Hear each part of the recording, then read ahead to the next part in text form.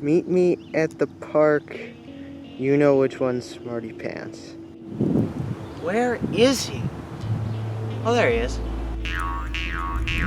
You again. Watashi wa managa Kengo. Who are you? Watashi wa managa Kengo. What do you want from me? Watashi wa managa Kengo. Is it a fight you want? Watashi wa managa Kengo. Well, then it's a fight you'll get.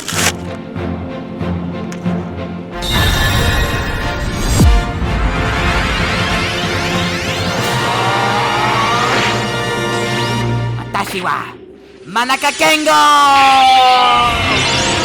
Watashi wa managa Kengo.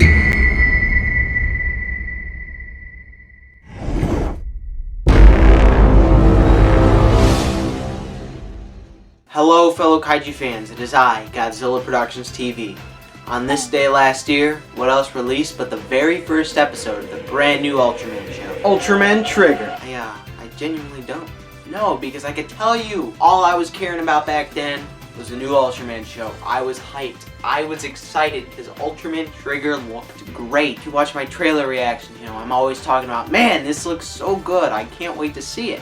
I'm pretty sure everyone was in the same boat. It was a reboot of Ultraman Tiga, which is a big fan favorite of a lot of people. I hadn't really seen much of Tiga, but I knew it was pretty good. And I couldn't wait to see the new reimagining of it. The main director was Sakamoto, the guy who directed Ultraman Geed, which I absolutely loved. So, I thought Trigger was going to be pretty good. Now, was it pretty good? Yeah, about that. Let's start off by talking about all them characters.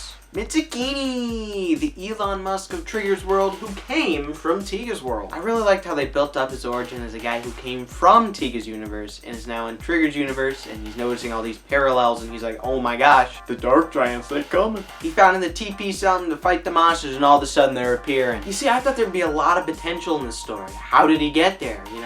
Why are there so many parallels? Did they do anything with that? All that really led to happening was him summoning Tiga, which led to nothing. More on that later. Sure, yes, he founded Guts Select and United Governments, whatever. Did he really have to be the one to do that? Look at every other show, and a tag team just eventually shows up. Did he really have to be the one to do it? Ignis! I was very intrigued when I first saw this character revealed. I'm like, a treasure hunter. That's something new. Though, him wanting to marry Yuna was a little weird when I first saw that. I'm like, oh, this dude's supposed to be 300 years old and she's, what, 18? A little odd, but luckily that went nowhere because they completely forgot about that plotline. Nice! Just like how they constantly forgot about his teleporting abilities and gave him a broom that we never even get to see used. I'm a big fan of this character. Not necessarily how he was used, but I did like his backstory and stuff. It was a pretty neat backstory, even if the flashback to it looked like the weird one from Orb of Origin Saga. I don't know about that. I personally would have enjoyed him more as the main character rather than Kengo. So it's Trigger versus Hudrum, but it's with Ignis, so they have that unique rivalry. Speaking of which, I was mad they didn't give him the actual satisfaction of killing Hudrum. Sure, yeah, he beats him. But so did Ultraman Trigger in episode 6. It's not really quite the feat when he gets all glittery or whatever, because Trigger did the exact same thing in episode 6 with a normal beam. It's not really that impressive when you look at it like that. Akito, Dargon, Ignis, they all want a piece of her. And I think they were even planning on having Marlulu want it too. Glad they didn't go with that. Yeah, it was a little weird how literally every character was in love with her. But come on, guys, it's a little weird. I feel like we could have chilled out with that. I guess they did kind of chill with that since none of those stories went anywhere except kind of Dargon's. And she had absolutely no character to her besides being Yuzare. Everything she did revolved around being Yuzare. It was a little, repetitive, annoying, and boring. And she had this whole fear of dying thing, which I feel like wasn't really utilized at all. I feel like it could have been played up against Kengo's savior complex. He needs to go save someone and it involves her participating, but she's too afraid to do it. And she won't do it and it screws everything up. It would have led to some interesting clashing that I would have liked to see. Also, the whole show builds her up to accept that she's Yuzare. Eventually she does. She's like, I'm a blue lady! And then right at the end they're like, oh, you don't have to be Yuzare if you don't really wanna. You don't have to be Yuzare. You don't have to. Oh, what? So that was a waste of time. Every bit of development saying you have to be Yuzare was a waste of time. That is awesome, guys. Good job. everything about him should have been good on paper. His backstory is pretty good. I mean, think about it. Someone who's been told his entire life that he's gonna be Ultraman, and then he wasn't. The dynamic of the Ultra who never was sounds really cool. I think the show really would have benefited from playing it up. The character arc was completed after 2 episodes, and without that bit of the character, we're kind of left with this weird, awkward, edgy, goofy actor. Yeah, I wasn't really a fan of his actor. He wasn't really that good. And then his character wasn't really that good. Yeah, I really dislike Akito. In fact, I hate him. I despise him. I loathe him in every sense of the word. He is one of the worst characters from any Ultraman show I've ever seen. I hate him that much. He's that bad. A little stinker. Instead of hating Kengo the whole show like he should have to make it a lot more interesting, he falls madly in love with him. It was certainly a choice they made. That was definitely a choice. Could have saved his character by making him trigger dark. Take Ignis out of the picture. Make Akito trigger dark. Now he is an Ultraman. Now he kind of has more of a rivalry with Kengo again. Like, I'm the Ultraman now. Get out of my way, you stupid idiot! Or they could have kind of saved it because there was a point in the show where Kengo and Yuna were getting a little flirty. They could have gotten him jealous or something. Kengo and Yuna didn't actually have to go anywhere because, please, we don't need another guy being in love with Yuna. I'm already enough, right? What? Anyway, just make Akito jealous of them. Play that up. Do something with his character. And as for the others, the other like gut select guys, I really liked what they could have been. The one note to their characters was really interesting, and they, for the most part, they were really good actors, especially that captain. I've seen him in Amazon Riders, a Kamen Rider show on Amazon Prime, and I really liked his character there. So I was excited to see what his actor would be like in this show. A shell. That's what he was. He was a shell. They were all shells. And I have quite literally nothing else I could possibly say about this. That's all the show gave me. Oh boy, oh boy, oh boy, oh boy, oh boy, oh big boy, big boy. It's time to talk about Kengo. Kengo! I don't like Kengo. I think Kengo would have been the kind of kid to drink glue. Still drink glue at the age of 20 because he acts like a little baby the entire show. I'm pretty sure he's got the mind of a 5-year-old the entire time. His catchphrase. His catchphrase. His silly little goofy catchphrase. Smile, smile! I don't think I've ever heard anything worse than that. If I hear those words, I curl up into a little ball now. It's every scene. He says it every scene. It's like the only words he ever says. Smile, smile, smile. Every time he says it, which is 5 times every single scene, it ruins the scene. If I'm having a serious moment, like say my mom got stepped on by a big fat bellied monster, and I'm sitting there crying, and some adult comes up to me and says, "Smile, smile!" I think I deck him in the face. So childish, ruined every scene it was in. It was awful. I don't know why they would make it like that. Not to mention, every character has this stupid catchphrase. You know, why? Why do they always have, that's not natural. It's just unnatural dialogue. It's bad. And his backstory?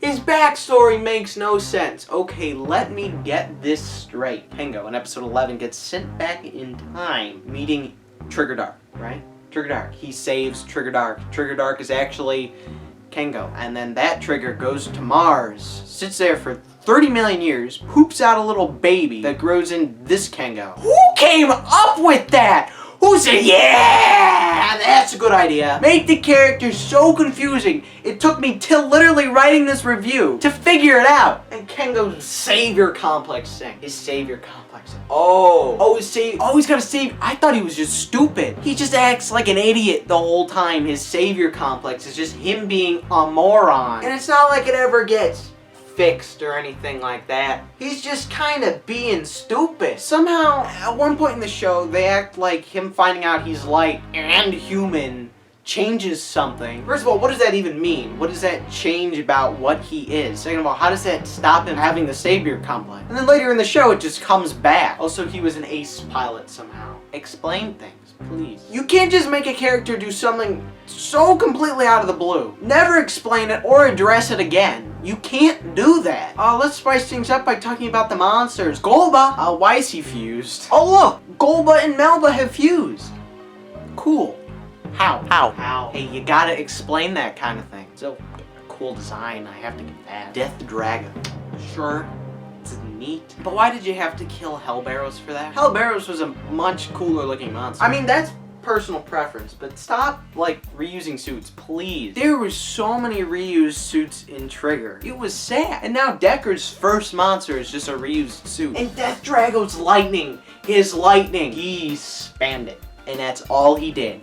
Just every second he was on screen, there's his lightning! The effects, not to mention, were so awful. Literally some of the worst effects in the entire franchise. Mecha Musashin! Mecha Musashin, I love Mecha Musashin. Mecha Musashin is such a cool design and some pretty unique attacks. I like that. Although, wasted potential. It was Ignis's robot thing. Ignis had that robot and he used it to distract Trick. Now I want to know why he didn't whip that out during a fight. Like, that would have been so cool if he, during a fight, he's just like, oh, here's my robot. We're fighting together. That would have been awesome. Megalothor.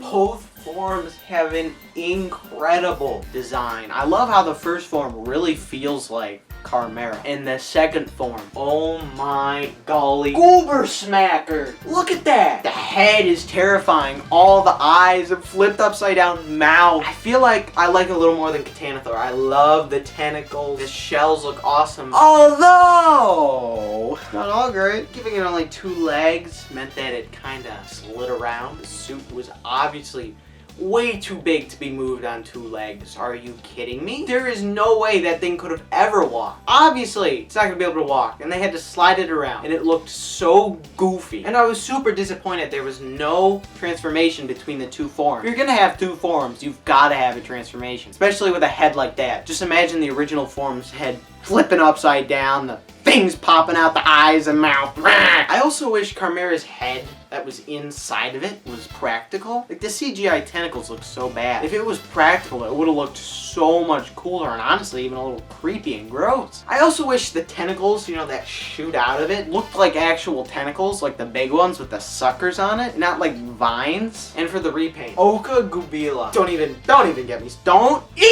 get me started on Oka Gubila. They said, yeah, let's take a fish, make it an underground monster, have it be down there for however millions of years. Oh, and here's an idea. Make the now ground fish able to fly. People say he's not flying, he's just launching out of the ground. If he's not flying, then how does he suddenly go faster after he hits trigger? If that's not flying, then call me kooky. And his episode was so bad. One of the worst episodes of any Ultraman show I have ever seen. But that is a story for a different time. Satan Delos. I really liked Satan Delos' design personally more than Giga Delos. Just the colors popped so much more. Although his episode wasn't that great. It was literally just a carbon copy of the Starbang Giran episode from Ultraman G. Metsu Orga is stupid. It's stupid. You take the beautiful Woola suit, cover it in gray paint, give it makeup, and call it a day. It used to be so cool. But no, it's gotta look like poop. Metsu Orochi was awesome though. I'll give him that. The color scheme, it felt fresh and new, even though it was just blue instead of red. The attacks were pretty unique. I like the flashy explosions. That was awesome. Although it turned into a joke. It used to be this huge threat throughout the entire episode, and right at the end, right as Chimera appears, forget about it. Just, oh, let's just kill you real quick. Alright, back to Chimera. Bear Giller was alright. He did an okay episode. I wasn't really a fan of his past Yuzare. I thought that was a little weird, but whatever. Chimera. I like her design. In fact, I really like her design. Oh yeah, but her character was just a shell of the one from Tiga. A shell. But it's in a 25 episode show versus an hour-and-a-half movie. How do you do that. It should be the other way around. How does the one from the movie have more character than the one from the show in her human form? Why do you even give her one if you're not gonna use it? It appears for just probably 30 seconds in total for no reason. Literally no reason. She didn't have to go into her human form. And then they don't bring it back, which just makes it worse. And Dargon! I think he has a really cool design. I love his head so much. The mouth looks like the Matrix mouth, but like cool. And I like how Yuna Smack put him in a trance. I thought that was pretty unique. It's a shame that didn't go anywhere for like half the show. Hudrum. Fantastic design. Color scheme is a really nice aesthetic, and I really like how they made his design similar to that of Killera. I also like the neat touches they gave him, like that big thing on his shoulder. No idea what that's supposed to be, but it's pretty cool. Oh, and he appeared early, 100 years early. And that is no explanation on why. Please explain why you do stuff, please. There's gotta be a reason for things. You can't just make stuff happen and then do it for no reason. You can't do that. And because he appeared early, it's weird that he never went for Yuna before the show started. And he's like a selfish character. Eventually he betrays Chimera. Why didn't he just go for Yuzare from the start? It doesn't make any sense. He probably could have easily captured her, considering Ultraman Trigger isn't around. And it's never explained how he knows how to change his voice. Like, people don't understand him because he's got the ultra ancient language. Then he's like, "Yes, how do you do, ma'am?" How does he know how to do that? Oh, and he's got this hyper mode. At the end of episode 3, he's like going berserk. He's getting mad, and all of a sudden, big smoke! Never brought back. It would have been cool. Ultraman Trigger himself. I think this fine lad is a great update of Tika's design. I think it was a pretty cool modernization of it. I like all the designs, all over his armor and all that. It's so cool. I like power types mostly because these things are now going like that. Although I wish there wasn't black on them, because I don't know why they have to keep putting black on these red ultras. Sky type is really cool. The gold, the purple. Oh, it's so good. Although it's not the most unique form, but it looks pretty cool. Trigger Dark. Well, it is cool. It feels super unoriginal. It's not the most inspired design. Actually, it is inspired by Belial Atrocious. I do find it cool, however, that its mouth can open. Why can its mouth open? And why does it never happen again? Oh, I'd love to know even more. Glitter Eternity is a really cool form. The gold, the orange. Oh, it's such a sexy color combination. The top of his head is different, and I don't really get why it's like all the slices. Why, at least keep his head crystal. I don't know why they took that away. I don't like, though, how literally every single one of the glitter blades attacks are slashes. If you can spot me the differences between the Eternity Bomber and Eternity Zeratus, I'd love to know what they are. Trigger Truth. I think it's pretty neat. You know, I like how they made the colors closer to that of Tika. I think that is a pretty neat touch. And his utilization was kind of horrible, though, and he transforms with a white chocolate eclair. Gut Select. They are a joke. They never leave the Narsudesi to do anything, and they never really do anything after that. Like, even the Guts Falcon, usually it's immediately shot down. And even when they do go out, they don't do anything. For example, episode 17. Do not get me started on how awful the ending of that episode was. Chimera goes to attack Trigger and Dargon's like, "Wait! Hey, look at those humans." And they show them run, show them pull out their guns. Dargon's like, "Look at them! Keep looking at them!" Put the hyper key in. He's like, "Staring at those dudes! Those defenseless dudes!" But they're hyper key in, they're standing there charged. Oh! There's a fireball waiting to fire. Staring at it. Dargon's like, don't underestimate those guys. Hey, Dargon, how about while they were running, you just popped out of the sky and stepped on them? They're out of the way, no longer a threat, and you'd probably have won right there. Or you could appear in human form, punch them all, leave Yuna because you need Yuna, whatever. And even then, why didn't Chimera just whip him out of the way? Also, they're kind of stupid for plopping Kengo on the front line. I'm sorry, the guy with absolutely no training and experience is on the front line? Sure, he's Ultraman Trigger. Does he need to be on the front lines? No! At least tell people he's Ultraman Trigger! They didn't tell tell anyone he was Ultraman Trigger. And when he says to everyone, yeah, I'm Ultraman Trigger, the guy who set the whole thing up doesn't even have an actual reason for not telling everyone. He's just like, oh, sorry guys, sorry, my bad, my fault. You tell them about your past, you tell them about Yuna being Yuzare. Why not Kengo is Trigger? It's so dumb! The hyper keys, the hyper keys, the hyper keys. I'm pretty sure there is a 10 episode period, maybe even longer, where they're not used once. Seriously, and the worst part is they tease him. They're like, here it is, I'm putting in the Gazor key, but I'm not gonna shoot it. No. You make a point to show that normal guns are useless compared to the hyper keys. And then what do they do pretty much the entire show? Not use them! The Narsudesi! I think this is awesome. The Narsudesi is really cool. It's a shame it doesn't fit in the show at all. Just so I don't forget, the CGI on it was amazing too. There were some shots that I'm just like, wow. Wow, Ultra's come far. Guts Falcon. Wasn't really a fan of the Guts Falcon. Not a very unique design, and the robot form was ugly. Music! Trigger, the opening song. I mean, I don't mind it. It's like not my favorite kind of song, but you know, when they play in a battle, I'm like, okay, this is kind of cool, this is kind of fun. Not to mention this song starts exactly like Eye of the Tiger. Just a little weird. I feel like Higher Fighter would have been a better opening song than Trigger though. The first end song. No memory of it absolutely whatsoever, and I hate songs like it. Moving on. The second ending is frankly disgusting. Who said, yeah, we need a sea shanty as the ending song? I cringe up when I hear it. It's so bad. As for the actual soundtrack of the show, I think the soundtrack is pretty darn weak compared to other Ultraman shows. I'm of the opinion there is no bad Ultraman soundtrack, but this one, I won't lie, there are some stuff I really like Ultraman Trigger's battle theme, Power Type's battle theme. This guy's just pretty forgettable. Glitter Eternity I really like. Trigger Truce is really cool, although the show does have some of the worst music ever. Yuzare's theme. Yuzare's theme, if I hear that stupid song one more time. And then there's genuinely the worst attack team song I've ever heard. The Guts Select attack team song. Who said, yeah, this sounds awesome?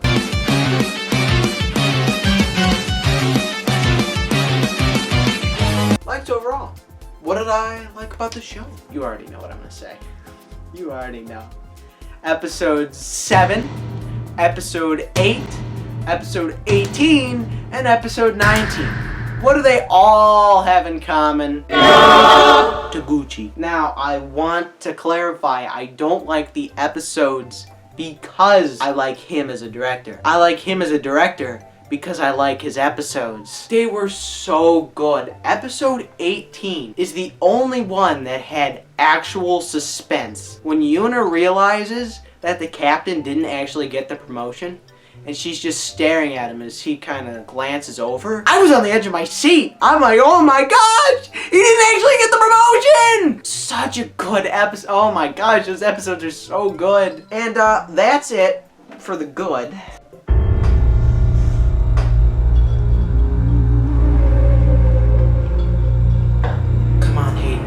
Hang in there. All you've got left is the dislike section. That's it. You're so close. Don't stop now. What have you done to me? You ruined me!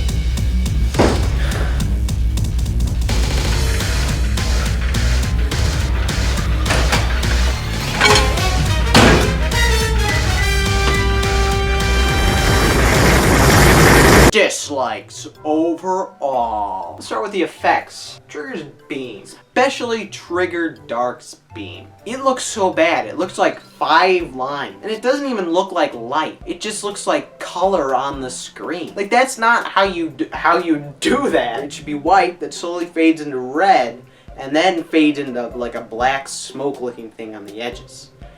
That's what his beam should look like. And is that what his beam looks like? No, it looks like dookie. Literally some of the worst effects I've ever seen from this franchise. And it's in the same show with stuff like this. The lightning effects. There was lightning effects every single episode. Every single one, there was lightning effects. That's not an exaggeration. There was. The Dark Lightning from Death Drago. Oh my gosh. What is that even supposed to be? It doesn't look like lightning. And they were very bad at simulating distance in the show, especially with the Eternity Core. Are they 1,000 feet away from it, or are they like right in front of it? Like, I don't really know what the space even looks like. And then there's shots like this from episode 16. One of them should be blurred. That's not how that works. Say I put this dead pufferfish in front of the camera. Am I in focus? No, I'm not. So that's how that works. And for specific stuff from episodes, episode 1, the shield keeps disappearing. Hey, where'd it go? It's clearly, you can clearly see the lines in this shot. So far away, you'd see a lot of them. Episode 4. Ooh, let's try some practical stuff. That is not a road. And there's a shot where Okakabila is sliding across the ground. You hear his drill sound going. And then they show it, it's above the ground. And it's not even spinning. Yet he's supposed to be moving along with the drill. Episode 5 had some bad green screen. Oh boy. And then Dargon's shoulder gets cut off. How did that make it in? And episode 22, wow, look at the quality drop. Nice, guys. This show certainly liked to reuse footage. Spot me the difference between these two shots. A little smoke. Nice. And the green screen and city sets not matching. Wow, look, he's in that city. Oh, where'd the big buildings go? Moving past the effects, what else did this show have wrong with it? Flashbacks every single episode. You think I have the memory of a goldfish. It was so obnoxious.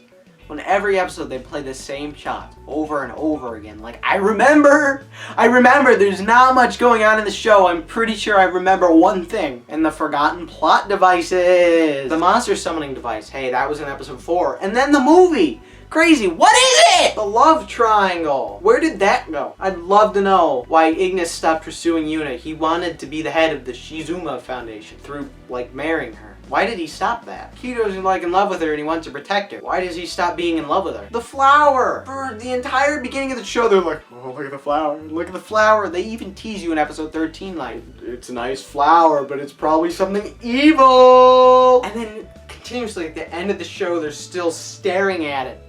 What does it lead to? It blooms at the end of the show and they all smile. I thought they were gonna have the plant monster from Tiga. That's what it should have been. The finale should have been about the plant becoming evil. Big evil demon plant thing. Mitsukuni's backstory, I mentioned this before, but yeah, that leads to nothing. The Mars base. Yeah, let's just have a Mars base. Never go back. Oh yeah, we see Kengo's mom there in the finale. Cause that means something. She didn't have to be there. She could have just come back to Earth too. Could have had the same scene. The exact same scene! It literally just existed as a reference to Tiga. Dark monsters. Remember when that was a thing? Remember when Chimera would like possess a monster or Hudram or whatever? And it only happened like a couple times in the show and didn't really even lead to anything? Yeah, me too. And probably the worst one. The worst thing they could have forgot. Circle arms! You know his sword thing and becomes a claw and all that? No, yeah, I'm aware he still uses it at the end of the show. I'm talking about how Sakamoto said, it would play a big part in the story. And it didn't. Now you're just lying to your audience. Wasted potential, I touched on this before, Kengo and Akito's rivalry. That could have gone so many places. Say they thought they were starting to wrap things up near the end of the show, but the rivalry strikes again. Suddenly it screws everything up, causing everything to go into a downward spiral, leading to Chimera getting her big snail thing. Glitter Trigger being too powerful for Kengo. That's a great idea for his story. That he can't control his final form, so he can't really use it fully. Yet it gets resolved after just a couple of episodes. Through dancing! Seriously. It could have been such a big thing in the story. He can't control it. And no matter what he does, he can't do it. Reboot teaching him how to control the form. That's fine if, number 1, it's not a dancing scene. Number 2, he just kind of gives him a little training, a little bit of tip. It doesn't immediately fix it. And he still has to kind of figure it out. The words, they echo in his head, and eventually he figures out in a big moment. Not like 2 episodes after he got the form. Death Drago being built up as the first monster. How about that? They're like, holy crap, It's the first monster, he's back! Why is he the first monster? Why did they start awakening? Why was it made a big deal at first that he was the first monster and then he's just another run-of-the-mill one? It's a really big letdown at the beginning of the episode. They're like, holy crap, it's the first monster. I'm like, oh crap, it's the first monster. By the end of the episode, I'm like, oh yeah, it was the first monster. How about Gargorgon turning things to stone, tying Ignis and Hudrum together? Gargorgon was in the show and he turns things to stone. Did he end up turning someone to stone, freaking Ignis out? No. Did Hudrum use Gargorgon to stone everyone? No. So you just kind of stuck in the show because he's like an old timer. They could have really used it for a lot of interesting things between it turning things to stone and Ignis's character being freaked out of things turning to stone. How about we talk about some bad uses of references? Like the Tiga stuff in the finale. Wow, it's just like back then. No, it's not. It was good back then. The point of the finale in Tiga was to instill a sense of hope and contribution from around the world. All these people everywhere giving them the power to fight on. That they're affecting the fight.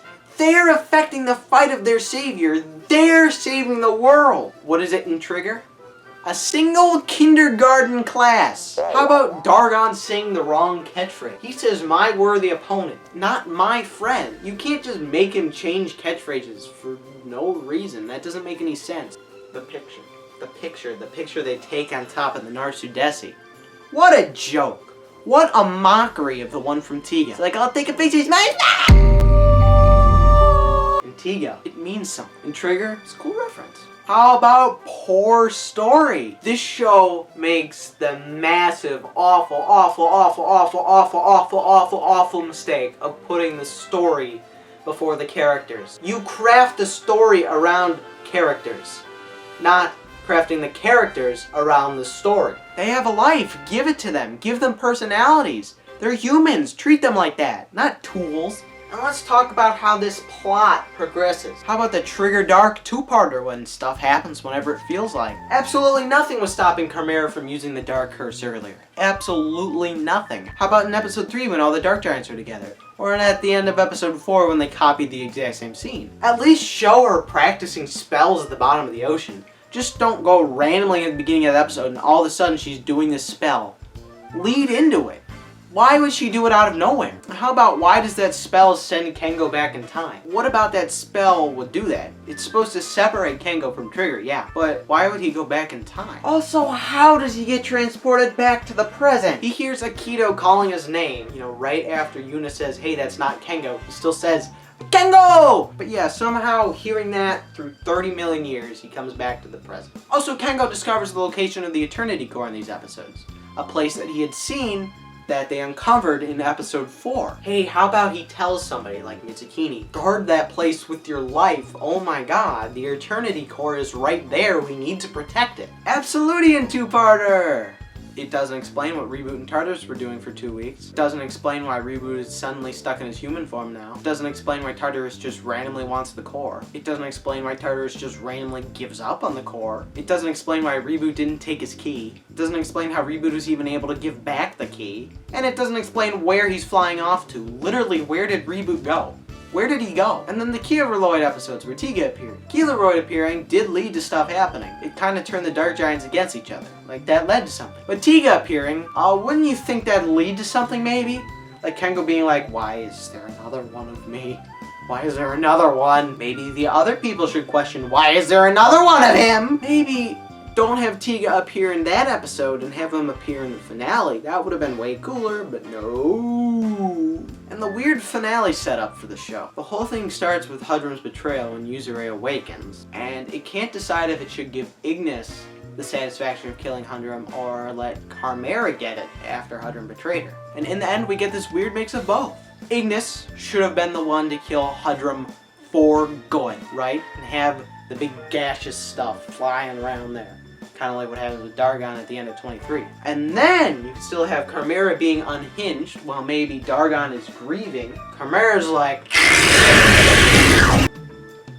sucking it up. and everything can still lead into exactly the same as it does in 23. And then for the world's worst finale! It starts off with the final monster's attacks being fended off by Bullet. Man, really instills a sense of fear and hopelessness. And there's constant consistency breaking. Kengo somehow thinks he stands a chance without using glitter. Monsters are evacuating, which means nothing and is useless. It's just trying to copy Orb and Z. There are huge stakes, but it doesn't feel like it. Like the world is gonna blow up and everybody's frowning. But they don't show, the world, chunks of the world coming out besides one city. And they don't show anyone even sad. They don't show any citizens at one point. It doesn't feel like anything's actually a threat. Kengo's coming out scene was so dry. Oh my gosh. None of the characters even know who he is. I think him and the one girl only talk to each other once. Like, I don't know why they should care. It doesn't really affect the story either. It'd be like just going up and talking to some random kids in your class and telling them your deepest, darkest secrets. They don't really need to know. If they hadn't been told already, why tell them then? And there's the great scene with the world ending and they break off into a circus routine. Kengo goes and absorbs the glitter power because he's an idiot. He's so stupid. Big explosion! Whole city blows up. What's the aftermath look like? A little flame. Chimera just watches as they fly away. Hey, shoot them down! Kill them! Boom! Done. Kengo realizes they need power to equal Chimera to defeat her. Holy crap!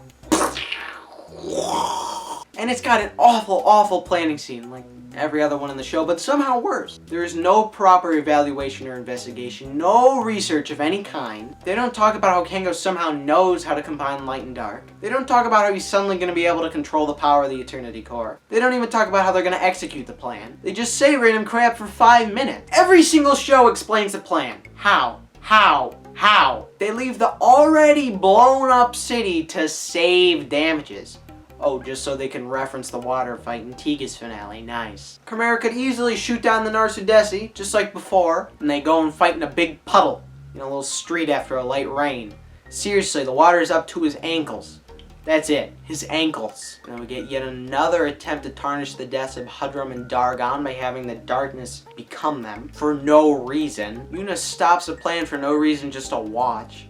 And they yell at her to continue the plan. Trigger Truth hardly stands a chance. It's like Megalothor is really kicking his booty. And then he gets revived by 20 people, instead of the entire Earth, like before. And then everyone says, smile, smile.